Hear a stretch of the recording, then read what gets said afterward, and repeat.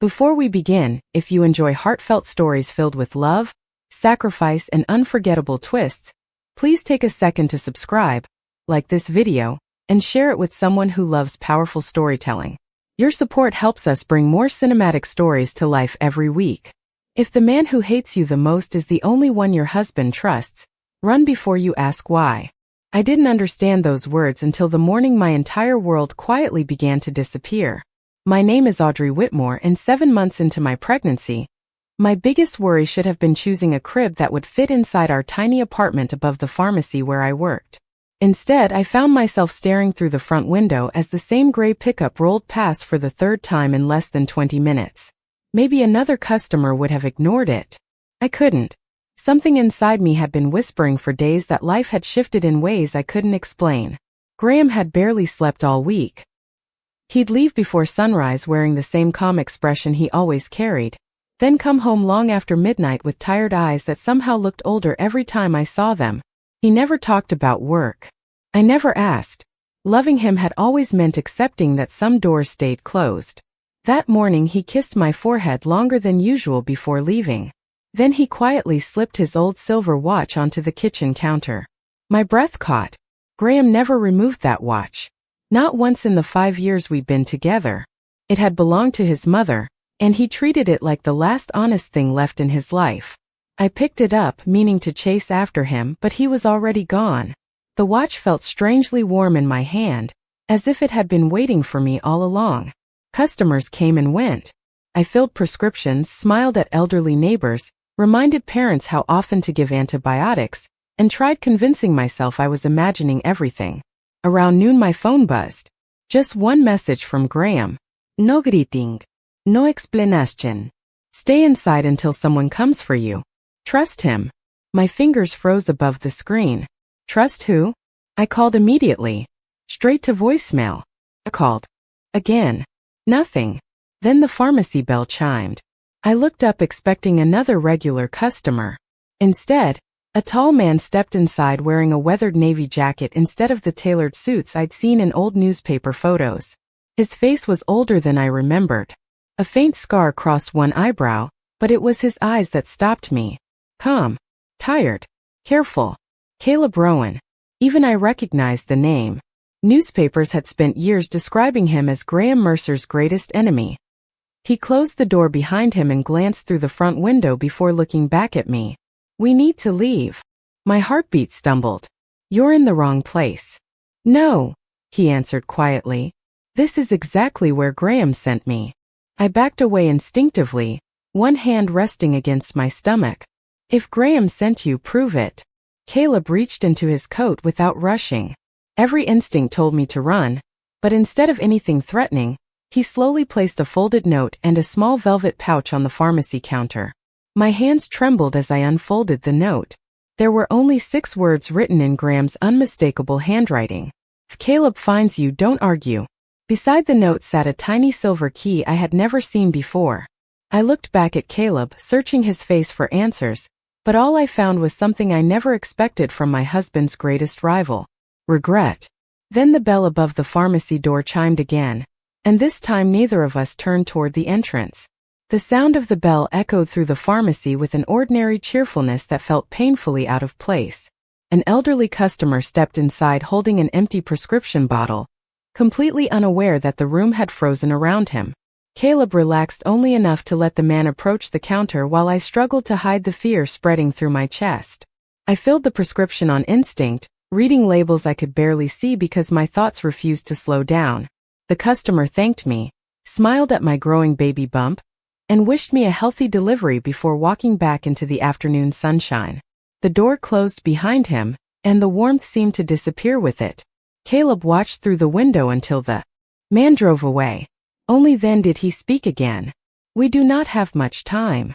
I folded Graham's note into my pocket without taking my eyes off the stranger standing across from me. I want answers. So do I, he replied.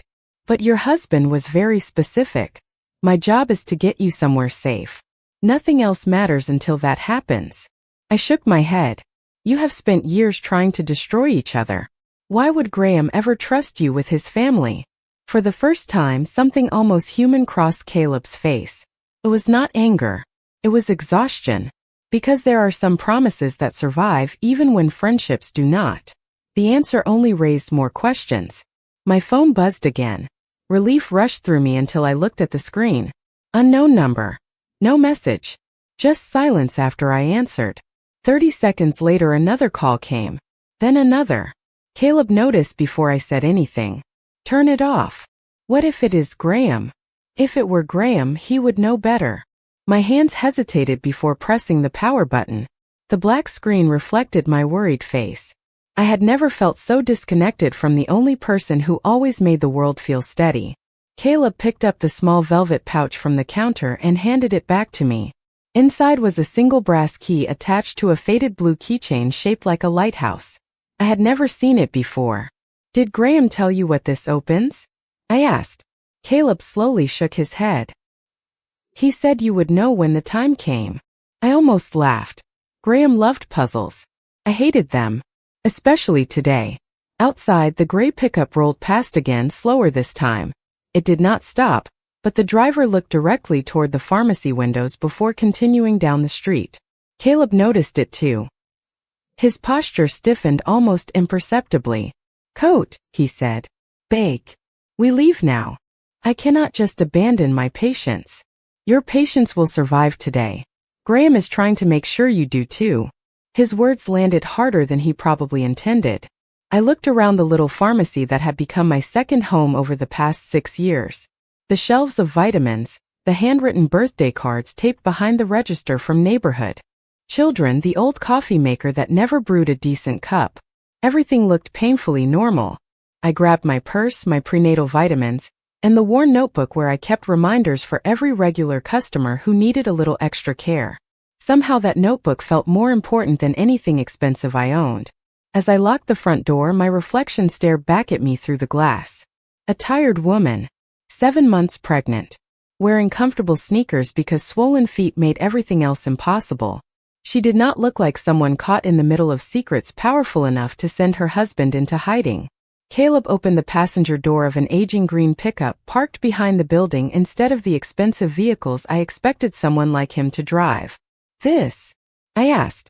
He gave the faintest hint of a smile. People remember luxury. They forget ordinary. I climbed inside, resting one hand over my stomach as the baby shifted gently beneath my palm. As we pulled away from the curb, I looked back one last time. The pharmacy grew smaller in the side mirror until it disappeared completely.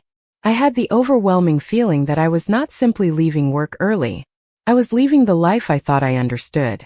The farther we drove from the city, the quieter the world became, but my mind refused to follow. Every passing mile only made Graham's silence feel heavier. Caleb kept both hands on the steering wheel, his eyes moving from the empty highway to the mirrors with practiced patience. He did not drive like someone escaping. He drove like someone expecting to be found. The afternoon sun stretched across fields that slowly replaced apartment buildings and traffic lights. Small family farms appeared beside old gas stations, weathered diners, and churches with peeling white paint. Everything looked ordinary enough to belong in a postcard, yet I had never felt farther from an ordinary life. I rested one hand on my stomach as the baby shifted again, a gentle reminder that I was no longer making decisions for myself alone. Where are we going? I asked quietly. A town called Harbor Point. I have never heard of it. That is the idea. I turned toward the window. Graham and I had talked about leaving the city someday. We dreamed about opening a little pharmacy near the ocean where people knew each other by name instead of apartment numbers. We even joked that our child would grow up believing traffic meant waiting behind one tractor instead of 100 cars. The memory hurt more than I expected. My phone remained dark inside my purse, powered off exactly as Caleb insisted. The silence felt unnatural. Graham always found a way to check on me, even during his busiest days. A simple message. A photograph of the sunrise. A reminder to drink more water. Nothing. The absence itself had become frightening. Nearly 2 hours later, Caleb pulled into a roadside diner with a faded red sign and 6 pickup trucks parked outside. We need to eat, he said. I am not hungry. Your baby is. I wanted to argue, But my stomach answered first with an unmistakable growl. Inside, the diner smelled of fresh coffee, grilled bread, and blueberry pie. A waitress with silver hair greeted us like old friends. "You two passing through?" she asked with a warm smile. Caleb nodded politely. "Long drive." She looked at me, then at my stomach. "Honey, you sit wherever you like. I will bring you some water before you even ask." Her kindness nearly broke me. For 10 minutes I almost forgot everything waiting outside those windows. I watched families sharing lunch, teenagers laughing over milkshakes, and an elderly couple quietly holding hands across a booth. None of them recognized Caleb Rowan. None of them knew who Graham Mercer was. They simply lived. I realized how desperately I wanted that life. While I picked at a grilled cheese sandwich, Caleb unfolded a roadmap instead of using a phone. Several routes were marked with careful pencil lines. "You planned this?" He looked up. "No. Graham did." My heart tightened. "When?" "Weeks ago." "Weeks?" Caleb nodded once. "He started preparing before you realized anything was wrong." I stared at the map until the lines blurred together. Graham had kissed me every morning, eaten dinner beside me, listened to our baby's heartbeat at doctor appointments, and somehow carried this enormous secret without letting me see it. I did not know whether to feel protected or betrayed. As we walked back toward the truck, the waitress hurried outside holding a small paper bag. "You forgot these," she called. I frowned. I did not order anything else. She smiled gently. "Your husband paid for homemade cinnamon rolls over the phone this morning. He said you always crave something sweet during long drives." The world seemed to stop. Graham had known exactly where I would be before I knew I was leaving home. I accepted the warm paper bag with trembling hands, unable to speak. Caleb looked away, giving me the privacy to wipe the tears from my face. Only after we pulled back onto the highway did he finally say the words I had been dreading all afternoon. "Audrey, whatever happens next, you need to understand something. Graham did not make these plans because he was afraid for himself. He made them because someone very close to him has already betrayed him."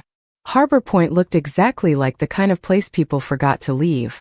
The road narrowed until it ended beside a quiet stretch of water where fishing boats rocked gently against weathered wooden docks.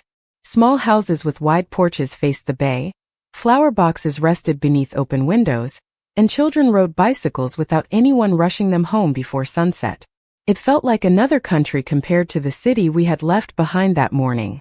Caleb turned onto a gravel driveway leading to a modest white cottage with faded blue shutters and a wraparound porch overlooking the water. There were no gates, no cameras, no expensive cars waiting outside. Just a wind chime moving softly in the ocean breeze. "This is our safe house?" I asked, unable to hide my surprise. "This is where nobody thinks to look," Caleb answered as he carried my overnight bag inside. The cottage smelled of cedar, old books, and fresh linen. A knitted blanket rested across the couch, family photographs decorated the fireplace, and a bowl of polished seashells sat on the coffee table. None of it matched the life I imagined Caleb lived. "Whose house is this?" I asked. He hesitated before answering. "It belonged to my grandparents."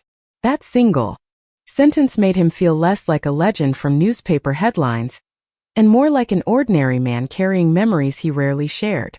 I wandered toward the kitchen where sunlight poured through the windows, illuminating a vase filled with wildflowers that could not have been more than a day old. Someone had prepared this place recently. Fresh groceries filled the refrigerator. A loaf of bread still sat in its bakery bag. Milk, fruit, eggs, herbal tea, and prenatal vitamins were already waiting on the counter. My heart tightened. Graham had thought about everything. I reached for the vitamins and noticed another folded note tucked beneath the bottle. My hand shook as I opened it. "Audrey, if you are reading this, then Caleb listened when I asked him to. Eat well. Rest whenever you can. Trust your instincts more than your fears. I love you more than I have ever learned how to say." There was no signature. There did not need to be one. I pressed the note against my chest before quietly folding it into my notebook beside the first message. Caleb pretended not to notice the tears gathering in my eyes. Instead, he stepped onto the porch and scanned the empty road leading toward town. After a few minutes, I joined him outside. The air smelled like salt and pine instead of traffic and concrete. Seagulls circled above the harbor while a distant ferry crossed the bay.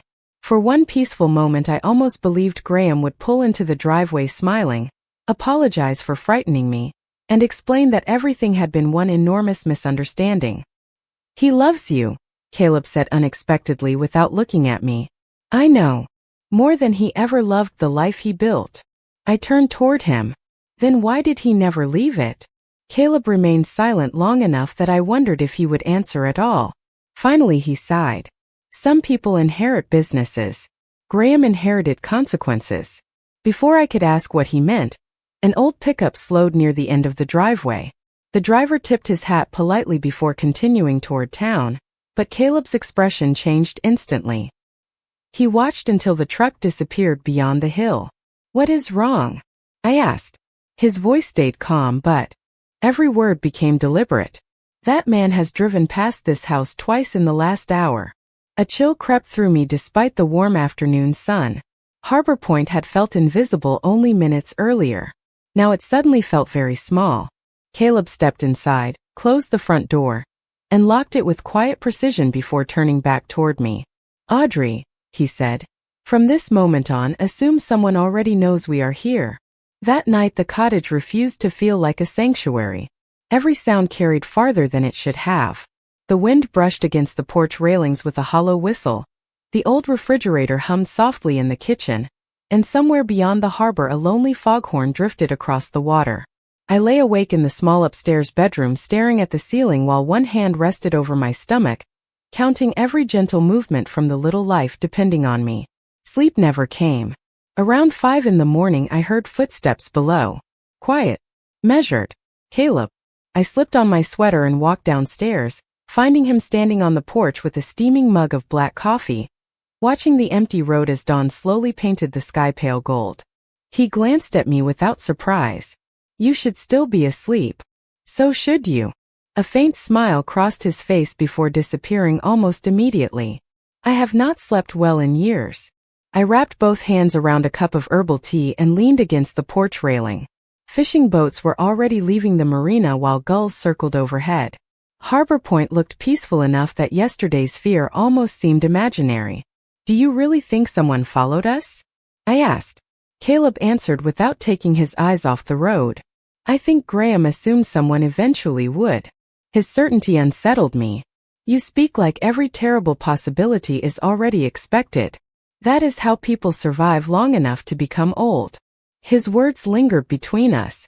After breakfast I insisted on walking into town despite Caleb's obvious reluctance. "I need fresh air," I told him. "And I need to feel like I am still a normal person." He finally agreed, staying several steps behind me as we wandered through the quiet streets. Harbor Point was exactly the kind of place Graham and I used to imagine. A family-owned bakery filled the sidewalk with the smell of warm bread. Children laughed outside the public library. Someone played old country music from a hardware store with the front door wide open. For the first time in 2 days I found myself smiling without forcing it. Inside a tiny bookstore I noticed a shelf filled with children's stories. My fingers drifted across colorful covers until I chose one about a little lighthouse that guided ships home during storms. I imagined reading it to our baby someday. When I carried it to the register, the elderly owner looked at me kindly. "Your husband came in last week," she said. My heart stopped. "My husband?" She nodded. "Quiet fellow. Bought the exact same book. Said he hoped his child would grow up somewhere that still believed kindness mattered." I could not breathe for a second. Graham had been here. Not months ago. Last week. He had walked these same streets, spoken to these same people, and prepared this place before I even knew my life was changing. As we stepped outside, I clutched the book tightly against my chest. Caleb saw the expression on my face but did not ask. He already understood. On our way back toward the cottage we passed the small community bulletin board near the ferry dock. Most notices advertised church dinners, lost pets, or fishing tournaments. One photograph, however, caught Caleb's attention immediately. It showed volunteers helping restore an old lighthouse. His expression hardened as he quietly removed the brass key from his pocket and compared its faded blue lighthouse keychain to the picture. "What is it?" I whispered. Caleb looked toward the distant lighthouse standing alone across the bay before answering in a voice so quiet I almost missed it. I think Graham was never hiding you here. I think he was leading you somewhere else all along. The lighthouse looked closer than it had from the cottage, but the stretch of water between us suddenly felt much wider. I held the brass key in my palm as Caleb guided the truck toward the small ferry dock on the edge of Harbor Point. The morning crowd had already thinned. A few fishermen unloaded coolers, an elderly couple walked their dog along the pier, and a teenage boy swept the wooden walkway while humming to himself. Everything seemed painfully ordinary, yet Caleb's attention never relaxed. He noticed every parked vehicle, every unfamiliar face, every reflection in every window we passed. You really believe Graham wanted us there? I asked. Caleb nodded slowly. He never gave people directions unless they mattered. Then why not simply tell me? He rested both hands on the steering wheel before answering. Because if you knew the destination from the beginning, someone else might have learned it too. That sounded exactly like Graham. He had always believed secrets kept people alive, even when those secrets hurt the people he loved most. We boarded the small passenger ferry just before it left the dock. The captain greeted everyone by first name except us. I stood near the railing, breathing in the cool ocean air while the boat drifted across the calm bay. The lighthouse stood on a narrow point of land surrounded by weathered rocks and tall grass bending in the breeze. It was beautiful in a quiet, forgotten way. As we approached, I noticed fresh paint around the front door and flower beds carefully maintained despite the isolated location. Someone still cared for this place. Caleb remained unusually quiet until the ferry reached the opposite shore. There is something I have not told you, he said as we stepped onto the dock. I looked at him, already exhausted by hidden truths. Then stop protecting me from them. He lowered his eyes for a moment before speaking. Graham and I were not always enemies. I waited without interrupting. We grew up together. We trusted each other once. We planned to leave everything behind long before either of us had real power. I stared at him in disbelief. Every newspaper, every rumor, every whispered story had described years of rivalry. Never friendship. What happened? His jaw tightened. One decision. One lie. After that, we stopped believing the other could ever forgive us. The sadness in his voice sounded older than either of us. We walked the narrow path toward the lighthouse in silence until the heavy front door came into view. I reached into my pocket and wrapped my fingers around the brass key with the faded blue lighthouse charm. It slid into the lock as though it had always belonged there. The old mechanism clicked softly. Inside, sunlight streamed through tall windows onto polished wooden floors. Shelves lined the walls filled with journals, maps, family photographs, and neatly labeled boxes. It did not feel abandoned. It felt preserved. On a small oak table near the center of the room sat another envelope with my name written in Graham's careful handwriting. My heart pounded as I picked it up. Beneath it rested a framed photograph I had never seen before. Graham stood beside a much younger Caleb, both laughing with their arms around each other's shoulders in front of this very lighthouse. They looked like brothers instead of enemies. My hands trembled as I unfolded the letter. Before I could read the first line, Caleb quietly stepped back toward the doorway. You should read this alone, he said. As the wind carried the distant cry of gulls through the open windows, I lowered my eyes to Graham's words, already sensing that everything I believed about my husband's past was about to change forever. My hands trembled so badly that I had to sit before I could read the first sentence. The lighthouse was completely silent except for the steady rhythm of waves brushing against the rocks below. Sunlight spilled across the old wooden floor, warming the letter resting in my lap as though Graham himself had left only moments before. Audrey, if you are reading this, then I succeeded in keeping you alive long enough to reach the only place I have ever trusted completely. I am sorry that I never told you about this lighthouse. I wanted it to become part of our future, not our escape. My eyes blurred with tears before I reached the next line. I wiped them away and kept reading. Caleb is standing outside because he still believes I cannot forgive him. The truth is much simpler. I forgave him years ago. I only needed him to believe that I had not. I lowered the page in disbelief. Every story I had ever heard about Graham and Caleb had been built on hatred. Every newspaper article, every whispered rumor, every warning from strangers had painted them as lifelong enemies. Yet the man I loved had written those words without hesitation. I continued reading. Someone close to me has been feeding information to people who would use my family to force my decisions. As long as the world believes Caleb and I are enemies, nobody will ever imagine that I would trust him with the two people I love most. If you are safe with him, then my plan is working. I closed my eyes. Graham had carried this burden alone while smiling across our dinner table, while helping assemble the baby's crib, while pretending life could remain ordinary. The realization hurt more than any lie could have. He had protected me by making sure I never knew enough to accidentally betray him. I folded the letter carefully and noticed another envelope hidden beneath it. This one was addressed in different handwriting. Caleb. I stood and walked toward the open doorway where he remained on the porch facing the ocean. The wind stirred his jacket as gulls circled overhead. Without speaking, I handed him the second envelope. His expression changed the moment he recognized the handwriting. For several seconds he simply stared at it before finally opening the seal. I watched quietly as his eyes moved across the page. His breathing slowed. His shoulders, which had carried invisible weight since the day we met, seemed to lower for the first time. He looked toward the horizon before folding the letter with extraordinary care.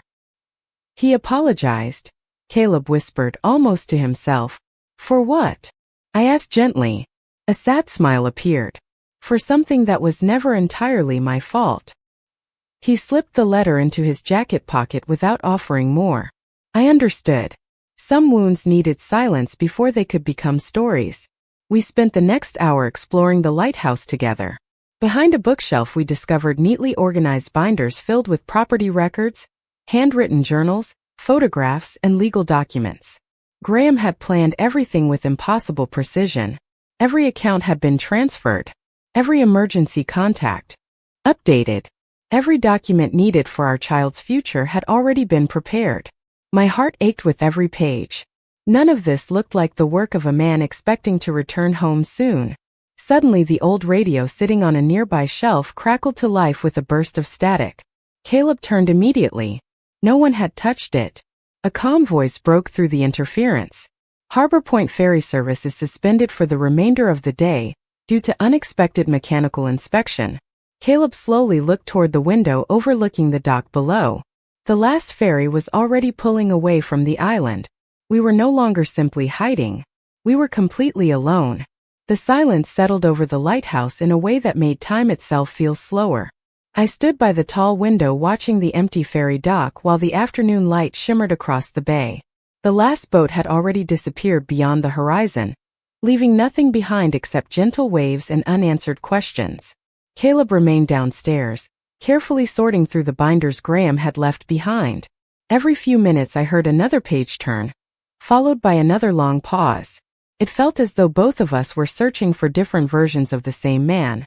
I wandered farther into the upper level of the lighthouse, where narrow shelves held decades of journals, weather logs, and faded photographs. One picture caught my attention immediately. Graham stood beside an elderly woman wrapped in a thick knitted cardigan. She smiled with the same gentle warmth I had seen in his eyes whenever he looked at children. On the back of the photograph, written in neat blue ink, were only 6 words. She taught me mercy before power. I traced the handwriting with my thumb, suddenly understanding why Graham had never spoken about his childhood. The man the world feared had once been a little boy learning kindness from someone who believed he could become more than the family he inherited. A soft creaking sound interrupted my thoughts. Caleb appeared at the top of the stairs holding another leather journal. "You need to see this," he said quietly. We sat together at the old wooden table as he opened the journal to a page, marked with a blue ribbon. It was not written like a diary. It was a list. Dates, locations, names. Besides several entries, Graham had written a single sentence. "Caleb survived because I arrived first." I frowned. What does that mean? Caleb stared at the page without answering immediately. Finally he spoke. "There were 3 different times someone tried to eliminate me years ago. I always assumed they changed their minds or failed for reasons I never understood." He looked up, his voice barely above a whisper. It was him. I looked back at the journal in disbelief. Graham had secretly protected the very man the world believed he wanted destroyed. My chest tightened as another truth settled into place. Graham had never been preserving an enemy. He had been preserving the only person he trusted to protect us if everything fell apart. Before either of us could speak again, my lower back tightened unexpectedly. I inhaled sharply as an uncomfortable pressure spread across my abdomen.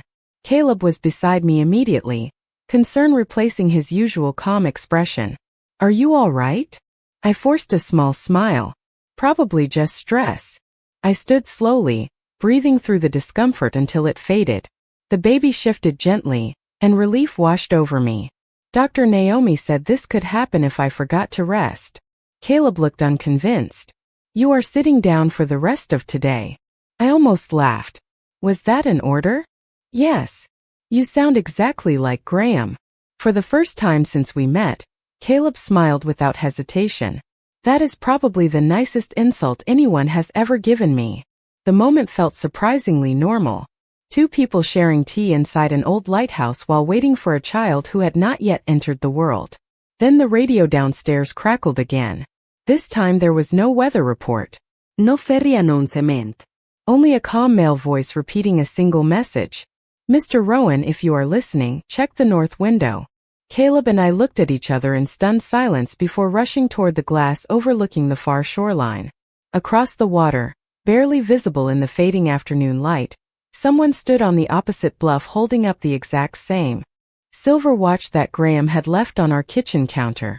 For one impossible second I forgot how to breathe. The silver watch caught the last rays of the afternoon sun, flashing across the bay like a signal meant for only two people.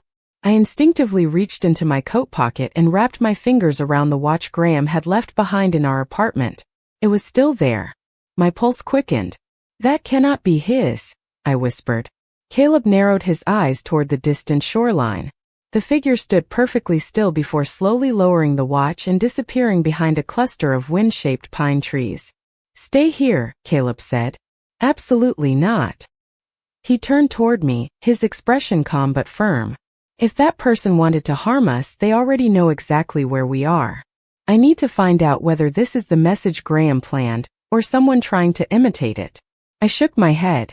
"We go together." He studied me for a long moment before giving a reluctant nod. "Together, then." We searched the lighthouse until we found an old pair of binoculars hanging beside a faded coastal map. Caleb scanned the opposite bluff first, then handed them to me. The shoreline looked empty now except for seagrass moving in the breeze and a narrow trail leading toward a weathered boathouse near the water. "There," Caleb said quietly, pointing toward the map spread across the table. "There is another way across." My eyes followed his finger. A maintenance dock used decades earlier connected both sides of the bay during lighthouse repairs. It was no longer marked on tourist maps, but Graham had circled it in blue ink inside one of the journals. Beside the circle he had written only 3 words. "Trust the crossing." My heart tightened again. Every answer Graham left behind seemed to create 2 more questions. We packed only what mattered. The letters. The journals. The property documents. The photograph of the young Graham standing beside Caleb. I carefully slipped the children's lighthouse book into my bag without thinking. Somehow it no longer felt like an ordinary story. Before leaving, I glanced around the quiet room one final time. The lighthouse no longer felt like a hiding place. It felt like a chapter Graham had wanted us to understand before we kept moving. Outside, the ocean breeze carried the scent of salt and wildflowers. We followed the narrow footpath leading through tall grass until the old maintenance dock finally came into view. Time had worn the wood pale, but it still stretched across the shallow inlet toward the opposite shore. Halfway across I slowed as another wave of pressure wrapped around my lower back. Stronger than before. I closed my eyes and focused on my breathing exactly as Dr. Naomi had taught me. Caleb immediately stopped beside me. "Audrey." "I am all right," I answered, though my voice sounded less certain than I intended. After a minute the discomfort eased again. The baby shifted gently, and I smiled despite everything. "Your son has terrible timing." Caleb laughed softly. "Or excellent timing. He already knows how to keep everyone paying attention." We continued walking until we reached the abandoned boathouse. Its faded blue door stood slightly open, rocking gently with each gust of wind. Inside, dust-covered old fishing nets, wooden crates, and rusted tools that had not been touched in years. At first it looked completely empty. Then I noticed a small metal lunchbox sitting neatly on an overturned barrel in the center of the room. There was no dust on it. Someone had placed it there recently. My hands trembled as I lifted the lid. Inside rested a fresh envelope bearing my name, another brass key, and a simple ultrasound photograph of our baby that I had never seen before. On the back, in Graham's unmistakable handwriting, were 7 words that made the room fall completely silent. If you found this, I am already gone. The words blurred before my eyes until I could no longer tell whether I was crying because of grief or disbelief. If you found this, I am already gone. I read the sentence again, hoping it would somehow change, hoping I had misunderstood Graham's handwriting after all these years of reading grocery lists, birthday cards, and tiny notes tucked into my lunch bag. It never changed. Caleb stood silently beside me, giving me the space to breathe through the crushing weight settling across my chest. Inside the lunchbox, beneath the ultrasound photograph, rested another folded letter. My hands shook as I unfolded it. Audrey, if fate has brought you here, then I need you to do something harder than surviving. I need you to keep living. Do not spend your life looking for me. Do not let our child grow up chasing ghosts. Give our son ordinary mornings. Let him know the smell of fresh bread, the sound of waves, and the kindness of neighbors who remember his birthday. Give him everything I never had. Tears slipped down my face before I reached the next paragraph. There was no fear in Graham's words, only peace. He wrote as though he had already accepted whatever waited for him long before I ever realized anything was wrong. I pressed the ultrasound picture against my heart. I remembered the day it had been taken. Graham had insisted on holding my hand through the entire appointment, smiling with quiet amazement every time he heard our baby's heartbeat. Afterward, we had walked 3 blocks just to buy strawberry ice cream because I suddenly decided that nothing else in the world sounded good. I had never noticed how carefully he watched every stranger around us that afternoon. Now I wondered if he had already known his time with us might be running short. Caleb gently cleared his throat. There is something else. I looked into the lunchbox again. Tucked beneath the letter was a small leather notebook. On the first page, Graham had written a single heading: Our son's firsts. The pages that followed were filled with hopes instead of instructions. First fishing trip. First baseball game. First broken heart. First day driving. Teach him to apologize when he is wrong. Teach him that kindness is never weakness. Teach him that protecting people never means controlling them. My vision blurred again. Graham had written dreams he feared he would never witness himself. I closed the notebook carefully, unable to continue. A sudden gust of wind swept through the open doorway, carrying cooler air from the bay. At the same moment, another wave of pressure tightened across my abdomen, stronger than any before it. I gripped the edge of the wooden barrel until it slowly eased away. Caleb's expression changed immediately. We are leaving. Right now. I nodded without arguing. Even I could no longer pretend my body was simply tired. As we stepped outside, the late afternoon sky had begun filling with heavy gray clouds rolling in from the ocean. The calm water that greeted us earlier now rippled beneath a growing wind. Halfway back toward the maintenance dock, I stopped instinctively and turned toward the distant mainland. Across the water, barely visible through the gathering haze, church bells began ringing. One after another. Slow. Steady. Not celebrating. Warning. Caleb followed my gaze, then quietly reached into his jacket and pulled out the letter Graham had written to him. For the first time, he handed it to me. Folded inside was a single handwritten sentence that Graham had never intended anyone else to read. If the bells ever ring before sunset, do not come looking for me. Get Audrey as far away as the ocean will carry her. The church bells continued echoing across the bay long after the sound should have faded. Each slow chime settled deeper inside my chest until it felt less like a warning and more like a farewell. The sky above Harbor Point had darkened into layers of heavy gray clouds, and the wind carried the sharp scent of rain across the water. Caleb folded Graham's letter with careful hands and slipped it back into his jacket without saying another word. Neither of us needed to explain what we both understood. Graham had planned every step long before we ever arrived here. We crossed the old maintenance dock in silence. The wooden planks creaked beneath our feet while small waves slapped gently against the weathered posts below. Halfway across, another tightening sensation wrapped around my abdomen, stronger and longer than before. I stopped walking and closed my eyes, focusing on the steady rhythm of my breathing exactly as Dr. Naomi had taught me. Caleb immediately stepped beside me, offering his arm without speaking. When the discomfort finally eased, he looked at me with quiet concern. We cannot keep pretending this is only stress anymore. I nodded. I know. By the time we reached the harbor point side of the bay, the first drops of rain had begun to fall. They landed softly on the dock, creating tiny circles across the calm water. We hurried back toward the cottage, where the familiar white porch suddenly felt like the last safe place left in the world. Inside, Caleb immediately reached for the old landline telephone sitting on a small table near the kitchen. To my surprise, it still had a dial tone. He entered a number from memory and waited. After several long seconds, someone answered. Caleb did not introduce himself. He simply said, "It is time." He listened quietly, then replied, "Understood." The conversation lasted less than 30 seconds before he gently returned the receiver to its cradle. "Who was that?" I asked. "Dr. Naomi." Relief washed over me. "She knows where we are?" Caleb nodded. "Graham arranged everything. She has been waiting for my call." My eyes filled again. Even now, Graham continued protecting us through plans he had set in motion long before saying goodbye. Caleb walked to the front window and looked toward the empty road. "She cannot reach us until morning. The weather has grounded the medical helicopter, and the ferry service remains closed." I instinctively rested both hands over my stomach. "Then we wait." He turned back toward me. "No. We prepare." Together we gathered blankets, warm water, flashlights, extra batteries, and the small medical kit Graham had quietly stocked inside one of the kitchen cabinets weeks before. Every shelf seemed to reveal another thoughtful detail.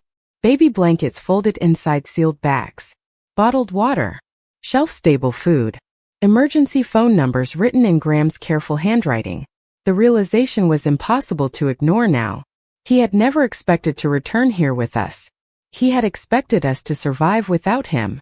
As evening settled over the cottage, the rain grew steadier, tapping gently against the windows while the lighthouse across the bay blinked faithfully through the darkness.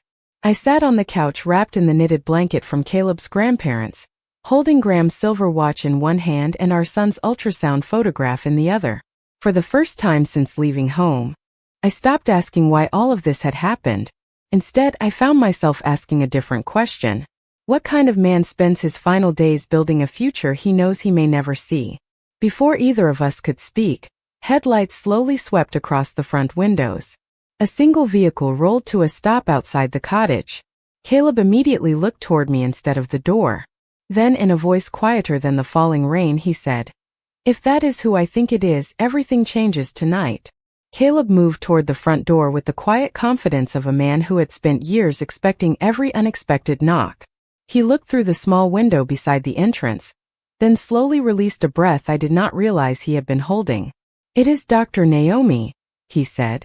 Before I could respond, he opened the door. Dr. Naomi Keller stepped inside carrying 2 weatherproof medical bags, her raincoat soaked from the storm outside.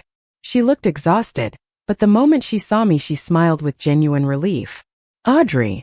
I crossed the room and hugged her before I even realized what I was doing. The familiar scent of lavender hand soap instantly reminded me of every prenatal appointment, where she had patiently answered my endless questions. "I thought you could not get here until morning," I whispered. She gently squeezed my shoulder. "Neither did I. Then someone sent a fishing boat instead of waiting for the ferry." Caleb exchanged a quiet glance with her. "Who arranged it?" She slowly removed her wet coat before answering. "The same man who arranged everything else." None of us needed to say Graham's name. Dr. Naomi examined me carefully while rain tapped steadily against the cottage windows. She listened to the baby's heartbeat, checked my blood pressure, and timed the tightening sensations I had been trying to ignore all day. After several minutes, she smiled reassuringly. "Your son is doing well. These are not active labor contractions yet, but your body is telling you to rest.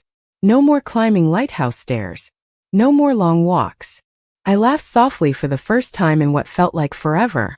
"I think I can follow those instructions." She reached into one of her medical bags and removed a sealed envelope. Graham asked me to give you this only if I reached Harbor Point before your baby was born. My fingers trembled as I accepted it. Every letter from Graham seemed to carry another piece of the man I thought I already knew. I opened it slowly. Audrey, if Naomi is reading this beside you, then I know you are safe enough for one more truth. The greatest gift I can leave our son is not money, power, or a family name. It is the chance to grow up where nobody expects him to become me. Promise me he will learn how to build instead of fear how to survive. Promise me he will know Caleb not as my enemy, but as the man who kept my final promise. My vision blurred again. I looked toward Caleb, who quietly stared out at the rain without turning around. Graham had never wanted our child to inherit his world. He wanted him to inherit freedom. Dr. Naomi gently folded the letter closed and placed it beside the silver watch resting on the coffee table. There is one more thing, she said. Before I left the city, someone delivered a package to my office with instructions that it should only reach you. She opened a small waterproof case and carefully lifted out a simple wooden music box carved with tiny lighthouse windows around its sides. I slowly turned the brass key beneath it. A soft lullaby filled the quiet cottage, gentle enough to make the entire room stand still. Tucked beneath the music box lid was a tiny handwritten card. For bedtime stories, rainy afternoons, and every birthday I cannot attend. Love always, Dad. I pressed both hands against my stomach as tears quietly slipped down my face. At that exact moment my baby kicked so strongly that Dr. Naomi laughed in surprise. Caleb finally turned around, and for the first time since this journey began, all three of us smiled together. Outside, the rain gradually began to ease, and beyond the clearing clouds a narrow band of golden evening light stretched across the bay toward the lighthouse, as though someone far beyond the horizon wanted us to know that hope had not disappeared after all. 1 year later, the first light of morning slipped through the windows of Whitmore Pharmacy, turning rows of medicine bottles into tiny pieces of gold. I unlocked the front door with one hand while balancing a laughing little boy on my hip with the other. Owen Mercer reached for the brass bell above the entrance the same way he did every morning, smiling proudly whenever its cheerful ring echoed through the quiet shop. Customers often asked where he had learned to smile so easily. I always answered the same way. He inherited hope from his father. Harbor Point had become our home exactly as Graham once imagined. The neighbors knew Owen by name before they knew mine. Mrs. Alvarez from the bakery still left fresh cinnamon rolls every Friday because she insisted growing boys needed extra treats. Children waved as they rode their bicycles past the pharmacy, and fishermen stopped each afternoon to ask how the little lighthouse boy was doing. They never knew how much those ordinary moments meant to me. Caleb visited every Sunday afternoon without fail. He never arrived with expensive gifts. Instead, he brought library books, seashells from the beach, or little wooden toys carved by an old craftsman in town. Owen adored him from the beginning. He called him Uncle Caleb before anyone ever suggested the name. Watching them together always reminded me of Graham's promise that kindness could survive even after everything else changed. One quiet evening after closing the pharmacy, I carried Owen to the lighthouse overlooking the bay. The old building had become more than a landmark. It had become the place where our family learned the truth about love. The music box Graham left behind rested beside the window, still playing the same gentle lullaby whenever I turned its tiny brass key. Owen reached toward it with curious little hands before pointing at the framed photograph beside it. The picture showed two young men smiling without fear. "Daddy?" he asked in the soft voice only a child could have. I nodded and kissed the top of his head. "Yes, that is your father."